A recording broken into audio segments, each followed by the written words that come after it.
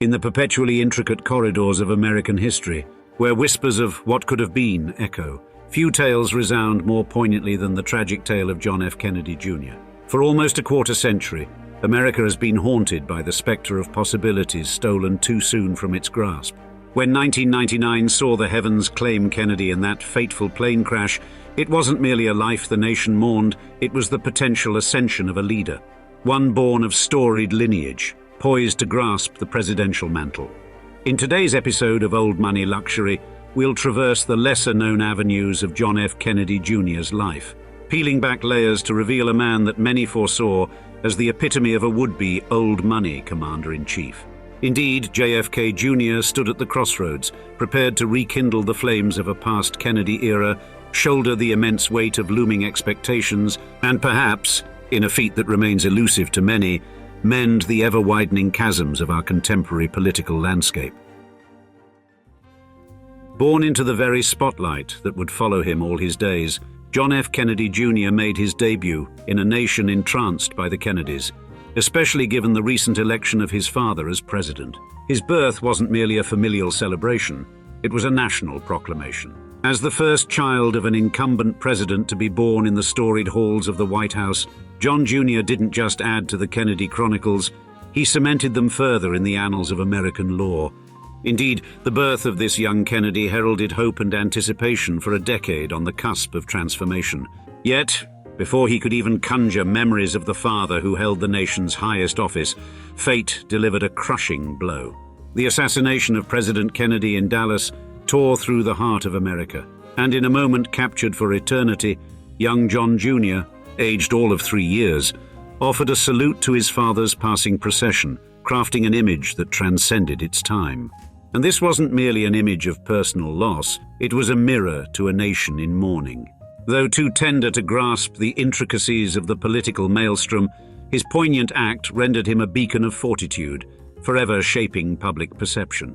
In the aftermath, as John Jr. and his sister Caroline navigated the labyrinth of youth, their mother, the enigmatic Jacqueline Kennedy Onassis, orchestrated a life away from the prying eyes of Washington.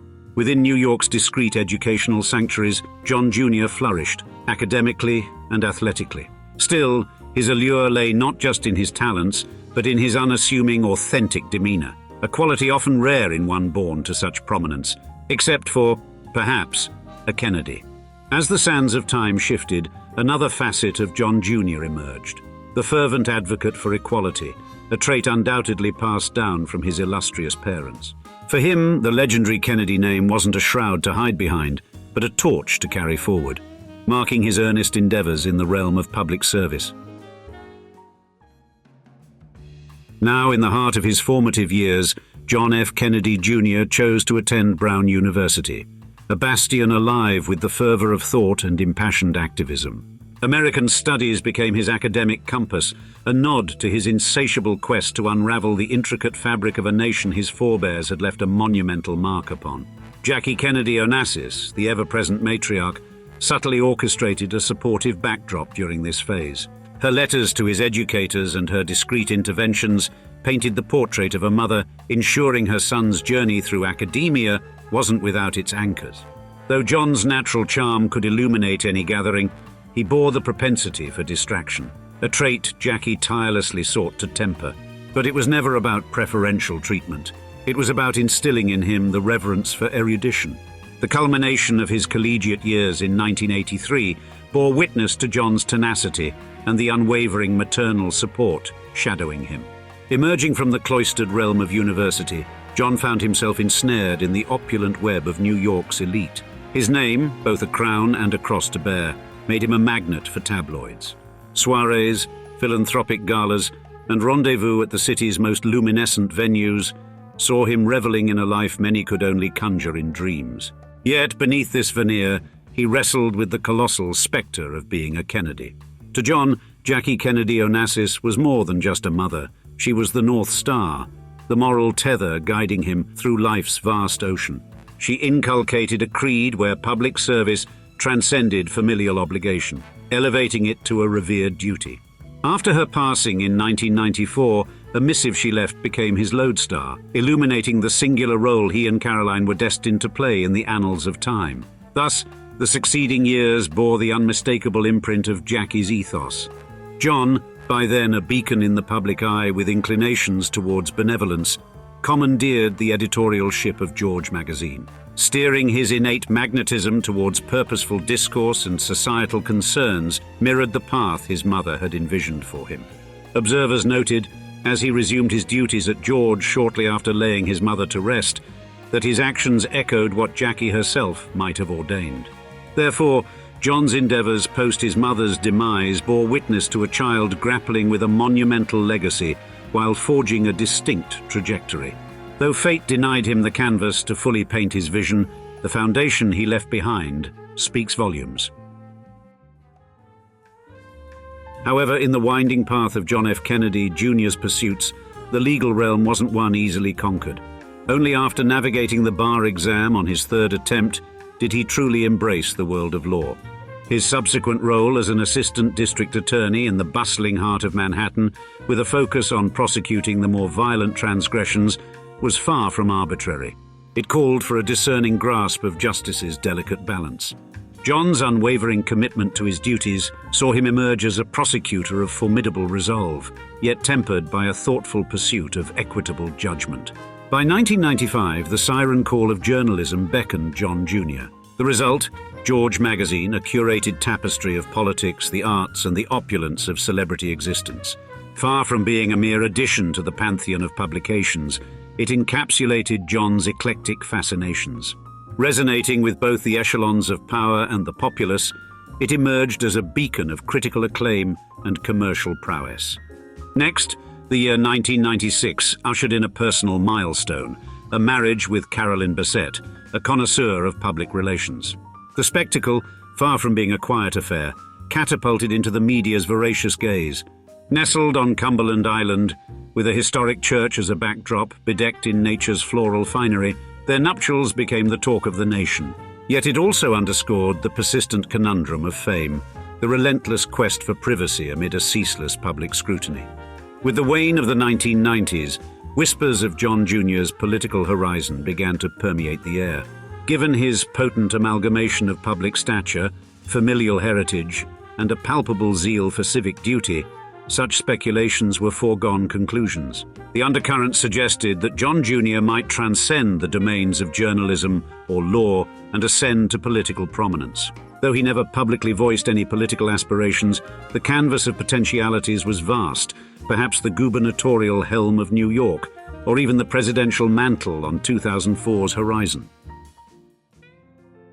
On a sunny day in the middle of July 1999, the nation was gripped by a chilling pallor upon hearing the heart-wrenching news. A plane crash that snuffed out the lives of John F. Kennedy Jr., his beloved wife Caroline Bessette-Kennedy, and her sister Lauren Bessette. Setting off from New Jersey, their destination was Martha's Vineyard, aboard a Piper Saratoga aircraft. John's plan was simple: to set Lauren ashore at Martha's Vineyard before proceeding with Caroline to the iconic Kennedy Haven in Hyannisport, where Rory Kennedy's wedding awaited. But destiny had other plans. Data traces painted a grim picture. The aircraft's descent, alarmingly swift from 2,200 feet to a mere 1,100 feet in a brief 14-second span, before it dissolved into oblivion. An extensive rescue mission then unfolded, mobilizing the Coast Guard, Navy, Air Force, and a sea of civilian Samaritans. However, as hope dwindled over 2 days, the mission somberly transitioned from rescue to recovery. It was on the 21st of July that Navy divers finally pieced together the tragic tableau, retrieving the lost souls from the watery abyss, 116 feet deep, roughly 8 nautical miles from Martha's Vineyard. Subsequent probes ruled out technical or navigational anomalies. The National Transportation Safety Board's inference was poignant in its simplicity. John Jr., a pilot still finding his wings, probably grappled with disorientation amid the enveloping darkness and fog, leading to the fatal loss of control. A profound melancholy echoed across the nation, signaling a mournful finale to another chapter of the storied Kennedy saga. The annals of tragedy that have shadowed this illustrious clan seem to weigh even heavier on the collective psyche, amplifying the nation's lament. In John, they mourned not just another Kennedy child, but a beacon of aspirations, hope, and an enduring legacy.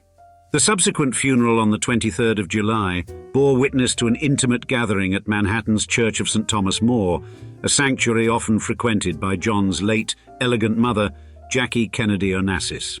Among the mourners were the then incumbents of the White House, President Bill Clinton and First Lady Hillary Rodham Clinton.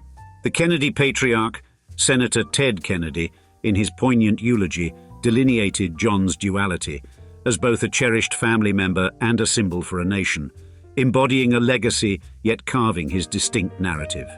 In the ensuing weeks, the specifics of John Jr.'s life, interwoven with the tragedy of his demise, became ubiquitous. News forums, print chronicles, and communal dialogues were rife with tributes. A gamut of society, from political stalwarts and luminaries to the very heart of America, poured forth their condolences. This somber period crystallized reflections on life's ephemeral nature, the sacrifices innate to public duty, and a chapter's closure for the Kennedy lineage. Indeed, the abrupt departure of John F. Kennedy Jr. in 1999 sent ripples through the nation's psyche, creating a vacuum in the fabric of American political and societal spheres. As time stretched its canvas, the profundity of John's lingering influence crystallized not merely as a cultural titan, but as the embodiment of a tantalizing political what if. With the advent of the 21st century, curiosity surrounding John's life and potential has resurged. Scholars and intellectuals, including the likes of Gillen, who meticulously chronicled Kennedy's journey, pondered the intriguing divergence between the John of George magazine and a hypothetical President Kennedy. These analytical musings, though rooted in speculation, afforded glimpses into the magnitude of influence and leadership John might have cast upon America's destiny. And a newer generation, unfamiliar with the tumultuous Kennedy era, has grown captivated by John Jr.'s allure. By the 2020s, questions long simmering in hushed conversations and academic circles have attained prominence. Might John F. Kennedy Jr. have been a unifying linchpin in an era of pronounced political chasms? Debates have flourished, with some envisioning him as a transformative figure fusing disparate American ideologies, while others see a figure grounded in democratic doctrines, but not necessarily radical. But amidst this cacophony of conjectures, one sentiment has resonated unanimously. John F. Kennedy Jr. epitomized the path untraveled, a vibrant promise both tantalizing and elusive. Though the contours of John F. Kennedy Jr.'s potential path remain shrouded in mystery, his potent blend of heritage, allure, and genuine intent hinted at a legacy of significance. In his echoing presence, we are perennially beckoned to confront the poignant query intrinsic to all tales of premature deaths. What might the world have witnessed? And now we'd love to see you in the comments. What do you think John F. Kennedy Jr. could have achieved, if he had lived? We adore hearing from our amazing Old Money community. So we'll see you down there with your thoughts. And as always, thank you for your continued viewership here with us at Old Money Luxury. Cheers until next time.